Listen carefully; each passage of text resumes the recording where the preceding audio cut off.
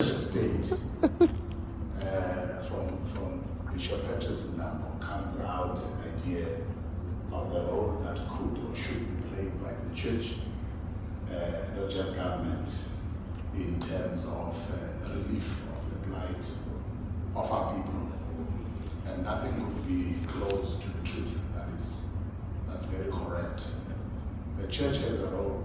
Jesus has demonstrated it more than once, that we have a duty of taking care as a church for those who are destitute. But I want to highlight this historically agreed and accepted principle of the separation of the state and the church.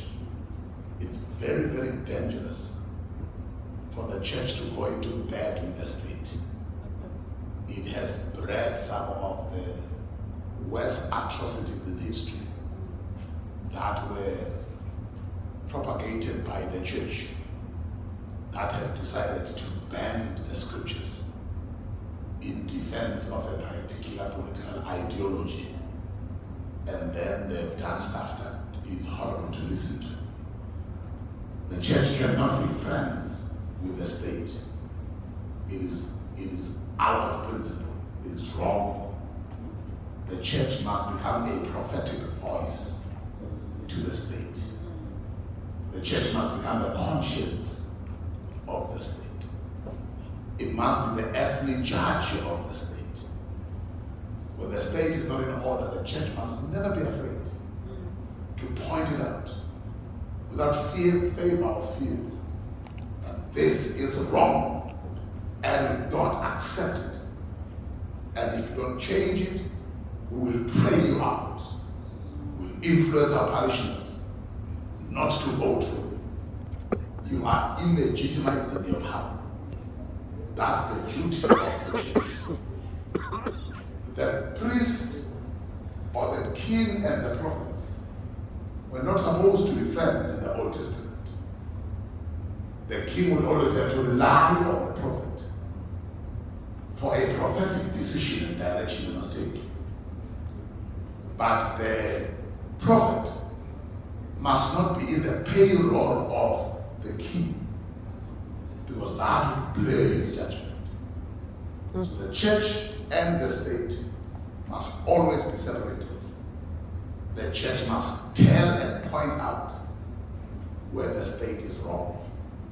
Even if they kill the church, they better kill them, but they must state the truth. It was John the Baptist who told Herod, you can't marry the wife of your brother.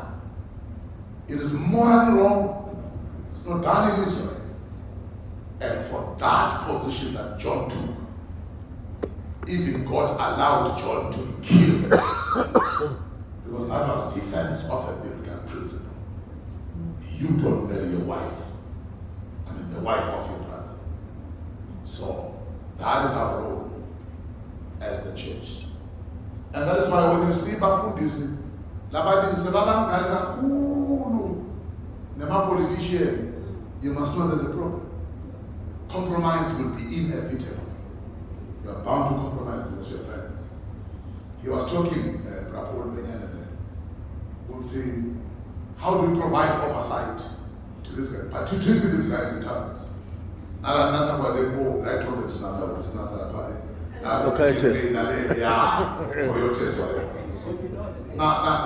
Nishera ilokunja cards, enjoyment and whatever. And then you think I'm cheering myself in office and they just say I'm shy. It's impossible. Now, yes, it must be done and it can be done, but it's very difficult. Our position, your position, is to provide the oversight.